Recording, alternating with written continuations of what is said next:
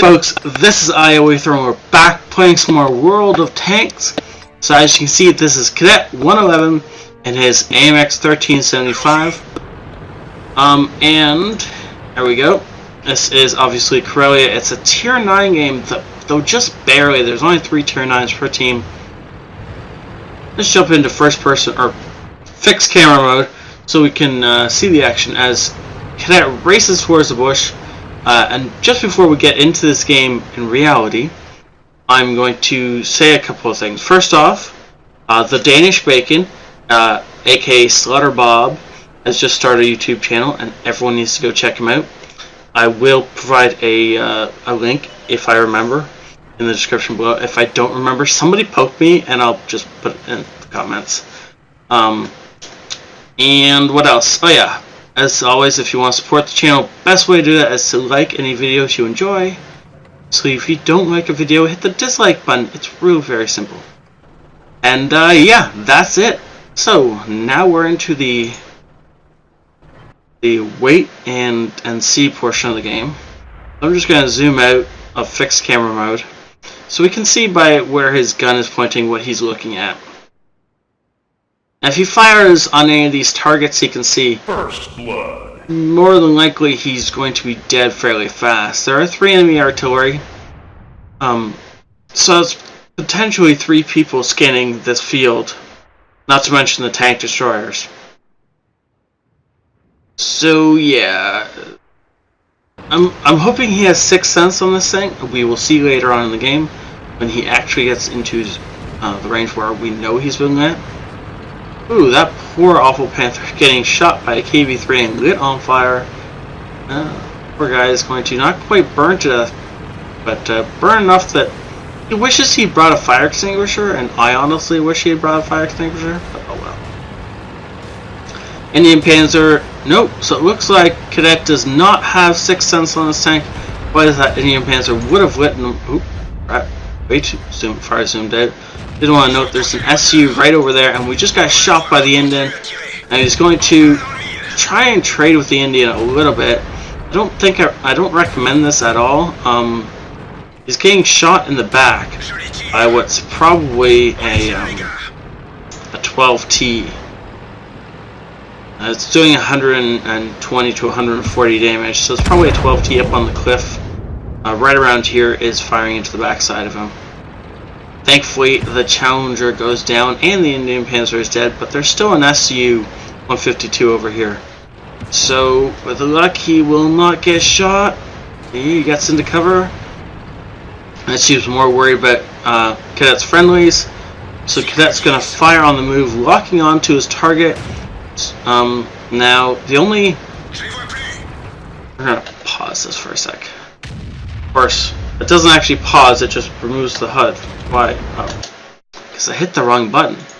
Anyways, so when he was driving across the field, as soon as he locked onto the SU, Cadet or anyone else in that position, next time, just watch where you're going and wait for your gun to reload and fire. In that kind of situation, aiming in is not going to really do you any good because you're obviously locked on already. You might as well pay more attention to where you're driving rather than what you're shooting at. If he had screwed up and slammed into this rock here, then the SU probably would have killed him. Obviously he didn't screw up, but it's still something to consider. And there's the 12T sitting in the open, about to get hit, and it takes him a second to realize what just happened and why he shouldn't be there anymore. And that's a rock. You're now shooting at a rock, sir. I love this little 1375 with 15-second reload. It means you can fire out shells and reload the gun whenever you need to. Now this does appear like we're winning nicely at that. And then of course there is still 3 enemy artillery up. The best player on the enemy team has been killed, and the best player on our team is still alive. So pretty much this looks like it's in the bag, except we just lost the 7-4. And whoa! No, we're not gonna fall for that trick. Oh, well, that'll wake you up. Okay then. Good job, Cadet, not getting shotgunned. I have done that to more than one tank in my personal artillery. And then they already did the best play right after that. Ooh, that was risky. Apparently the GW had fired already. So of course, after you miss a shot with Artie, if you're this close to a scout, just ram him. At very least, you'll get some extra damage off, and maybe, you know, kill him. At very least, you'll get extra damage off, right? So there's only a 5100 left, a 1375, and a 12T, and the 12T's in our base. Now our artillery, hopefully, can get a shotgun off on this guy. He's circling one of our arties right now. I can't tell which one because they're up in the corner of the map. That was our 212A. Oh, he is dead. And this means our SU-14-2 is hopefully going to be able to get a nice shotgun off here.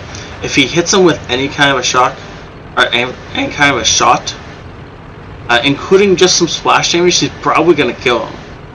So the SU is trying to position so that he can get the correct shot. Booyah, there goes that. Good job. Now, friendly team is capping in the meantime. Oh, and the enemies have sent their 1375 in. I don't know if he's got some backup. This could possibly be unfortunate. Don't know. See, it says he's on a 900 health. That's probably not true at the moment. But I wish I could tell what our KV3 was on, or our SU. Oh, there goes the KV3. Now the KV3 did manage to pick up the enemy 1375 first, so that's good. Now it's an SU 100M1 just died to enemy AMX 5100. So maybe we should be watching his game. As that guy is currently on a Top Gun, he has just murdered most of our team and is now trying to hunt down Cadet. He's actually probably going to, at this point, sorry, early in the morning. He's probably going to, at this point, run back across the field and try and kill our artillery. That, or try and hunt down Cadet. Either way. Oh, and he's on full health. You gotta be kidding me. Nobody shot this guy? This is a 5100. It's not like this thing has armor for days or something. You go wind in his general direction and he's gonna take damage. That shot wouldn't have killed us. Cadet can afford to take a single shot from this guy and still live, but 2 is going to be risky. Ooh, Artie fires, takes off a good chunk of his health. Looks like he's tracked in place. Now for some reason he's not paying attention to us. His turret was swinging around wildly for no apparent reason. And now we're just going to use these rocks and play a little bit of cat and mouse. Now of course, our Artie has 21 seconds till he reloads. Ooh, that's the one shot we can take. Where's this guy going? No, I don't know where he's going, but okay, well now we're in trouble. 10 seconds. Ooh. Where was he trying to aim? I don't know, but SU should be reloaded. Ooh, beautiful shot. Well, not perfect shot, obviously, but enough that we can get all the way around this guy. And last shot into the back end of the 5100. Wow, that was almost like 2 different people. Because the fact that he managed to survive the entire game without taking a single shot up until this point tells me that he was good enough at decision making to either stay back and just snipe kills, or he got really, really lucky. But I think it's more likely the first one. He was good enough in the rest of his team and with the rest of his team that he could, accumulate a Top Gun. Here on the base cap, he took advantage of the distraction caused by 1375 and took out a KV-3 and an SU-100M1 without receiving any hits at all. But then he goes ahead and just like absolutely flubs it all. This was like, I guess this was probably panic gameplay.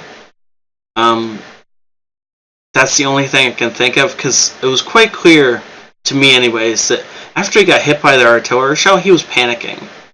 He was aiming over here for some reason. He was looking this way and this way, not really paying attention over here, considering the fact that he just spotted us here. The likelihood of where we're going to come from was most likely this side. Unless, of course, we could teleport coming from here, but it's very, very unlikely. So he should have been looking this way. If he had been, there was at least one potentially clear shot on Cadet as we crossed this gap the first time. Now, of course, Cadet probably wouldn't have crossed that gap if the AMX was looking, but still, it was a missed opportunity. And then afterwards, we did the whole circling thing. At one point, you could see him almost looking like he was going to start running, like he was thinking about maybe going to kill the artillery and then coming back.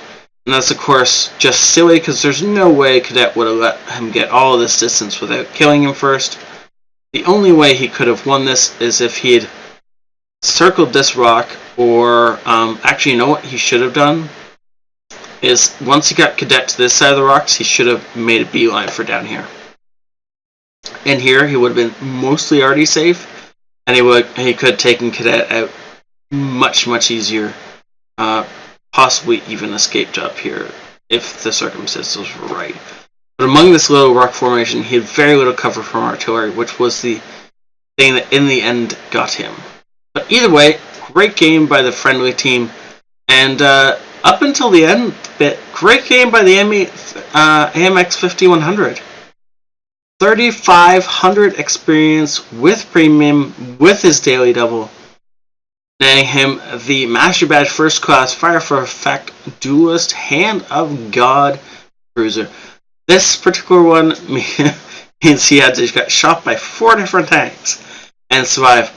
That's impressive in a scout tank. You managed to pull this thing off in a scout game, or a scout tank game. You had a very impressive game, sir. SU-100 dishing out 2,000 damage, deserves some props there, along with our ISU, but more towards the artillery. Those were some well-aimed shots at the end there. Of course, Cadet with his almost 1,600 damage dealt over 3 kills.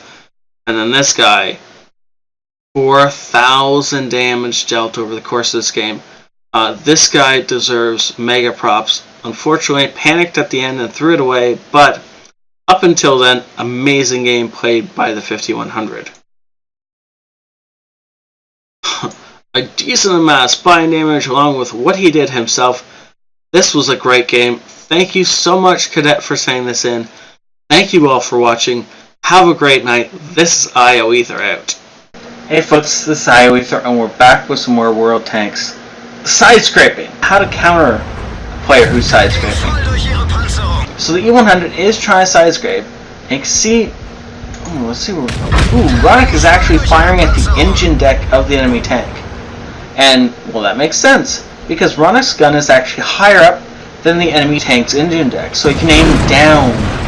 And if he concentrates right, and if he, T-57, really?